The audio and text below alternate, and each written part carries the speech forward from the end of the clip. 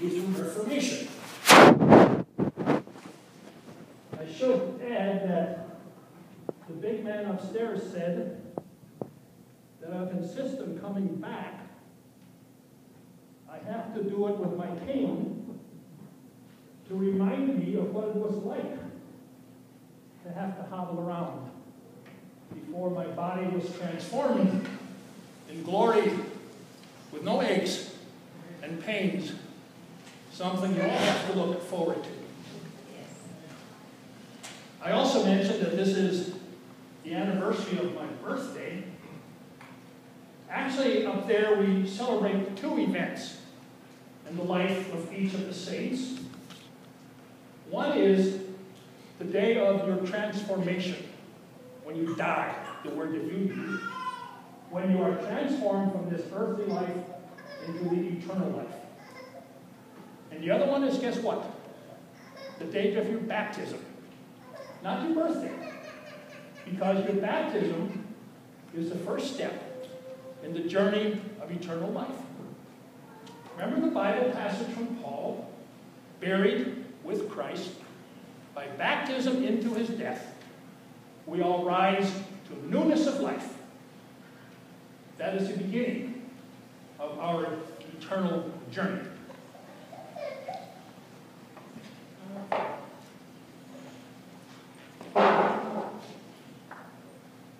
I was born in Eisleben, Germany, November 10th, 1483, which puts it about 10 years before Columbus came and discovered your country. My father was a coal miner who was reasonably successful with some business investments that he made, so that before too very long we were able to move on to Mansfield and then finally settled in Magdeburg, where he became what in German we call a Bürgermeister, which is kind of a alderman, county commissioner, you name it. Someone who dabbles in this and that and makes some money at it and is reasonably successful. Because of that, whoa.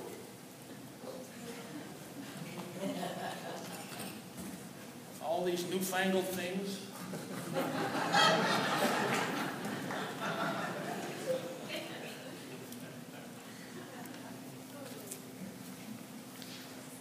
Because of his relatively successful adventures with money, I was able to go to the best schools available at the time, called the Hauptschule, heavy on the study of Latin, classical languages, logic, arithmetic, history, philosophy, ethics. All those things that I understand today are almost not heard of in schools anymore. A rigorous curriculum.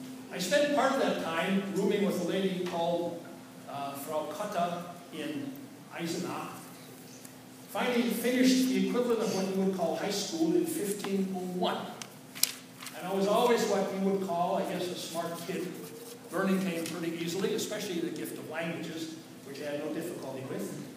I should also add that during all of this time, I was being raised in a very devout Roman Catholic family. My parents and brothers and sisters, we attended Mass regularly, did penance, went to confession, all of those good things. My father's ambition for me is that I would become an attorney. I wanted me to go into law. Because during that time, becoming an attorney was considered one of the best ways to get out of the city, to become a menial, whatever, tradesman. It was a way to step out and step up. During the time I was at Magdeburg, I also had my first encounter with a Bible. Now, you've heard stories about my discovering the Bible chained to a wall of a library. That was supposed to symbolize how the Roman Church had kept the Bible from the people. Well, that may be partially true, but the main reason the Bible was chained up is so no one would steal it, for very practical reasons. Besides that, if someone had stolen it, they couldn't have been able to read it anyway, because over 90% of the people were illiterate. So it couldn't have done anybody a whole lot of good to steal it anyway.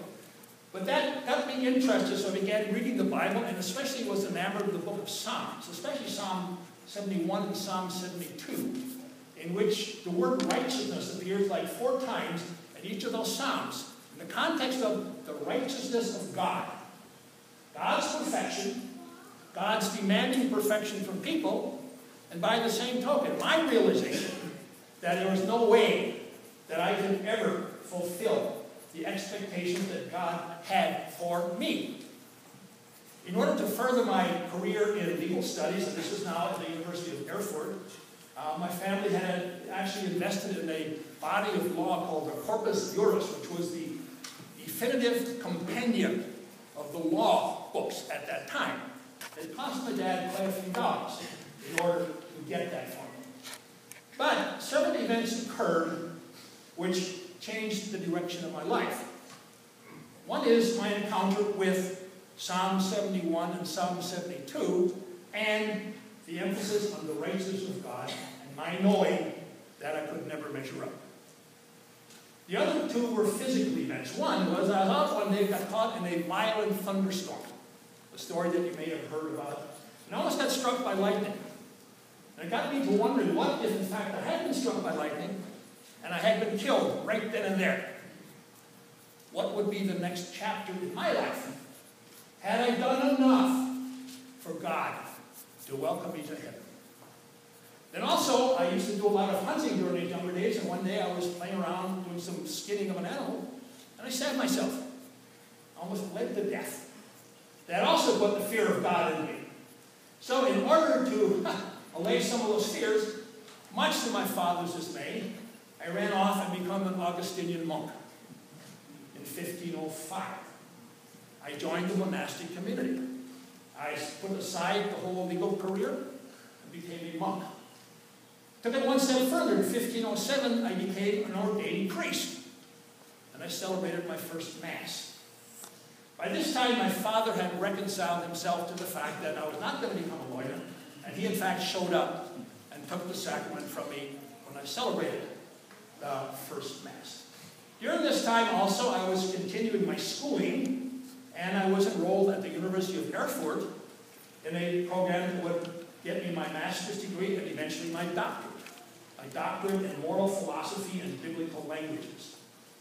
After my completion of that degree in 1512, I taught briefly at the University of Erfurt, but spent the rest of my life associated with the University of Wittenberg from 1512 onward to the time of my death in 1546. Now, I should point out at this point that if I were to fill out job applications like you sometimes have to, and what is your profession, the first thing I would always put down would be pastor. Because all of those years in Wittenberg, from 1512 on, my primary vocation, my first calling, was as the pastor of the Castle Church in Wittenberg. As my primary calling. I preached regularly, I took care of the people. I was what in German you would call a Seelsorger. I did my very best. Someone who watches out for human souls. Someone who nurtures and cares and shepherds. In addition to that, of course, I lectured regularly at the university. I did a whole bunch of writing. I waged a constant battle with the powers that be in the Roman Catholic Church. At this time, I was still a rather devout Roman Catholic, although a number of things happened which really opened my eyes to what was going on. In 1511, a colleague and I were chosen to go on an expedition, I guess you would call it, to visit Rome on behalf of the Augustinian order. And when we got to Rome, we were absolutely appalled. Absolutely appalled with what we saw going on there. Open prostitution in front of St. Peter's Cathedral. Priests who were obviously living very profligate lives, wasting the widow's mites that people were contributing to the church.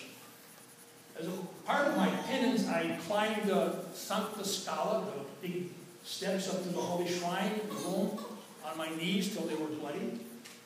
All of which I hoped would help me find favor with God. But then I also kept running across a passage that I was reading as I was coming in. We therefore conclude that a man is justified by faith without the deeds of the law. By faith. without the deeds of the law. I cannot buy my way into heaven. So then the question arises, well, what about all this Old Testament stuff, those laws, those rules, the commandments? Another passage struck me. Abraham believed in the Lord, and that was counted to him as righteousness. Not his keeping the commandments, not his circumcising his son, not his doing all the rituals and sacrifices, but Abraham believed in the Lord. And that was counted to him as righteousness. There are a number of other things happened. Some of you may have heard of the name of a man called Johann Tetzel, T-E-T-Z-E-L, the great villain of the Reformation. John Tetzel was a member of the Dominican order, the big rival to the Augustinians. I think it used to be something like, what, Texas and A&M or something like that. People who hate the sight of each other. Not really. I know some people who had sons and daughters going there. Anyway, to both places. But Tetzel was here selling indulgences. Now, you have to understand about indulgences. Roman Catholic doctrine says that when you die, you first have to go through a period of purging in a place called purgatory. Purgatory means cleansing. You're a trial by fire. You never know how long it's going to be till you get out of there. So you spend your lifetime having your friends say masses for the dead in hope that they can shorten that. Anyway, Tetzel was selling indulgences. And here was his selling point. Wenn das Geld im Kasten klingt, die Seele aus dem Fegefeuer springt. The minute your money hits this casket, your money, your soul is jumping out of purgatory. The minute your money hits the casket, your soul jumps out of purgatory. Good deal, right? I think we play a game called Monopoly. It's called Get Out of Jail Free. That's exactly what it was. So people were coming to confession, carrying these slips of paper that said, hey, this has been paid. Totally misinterpreting what this was all about. Now, the other problem with all of this is that Tetzel was doing this with the permission and encouragement of the Archbishop of Mainz, who was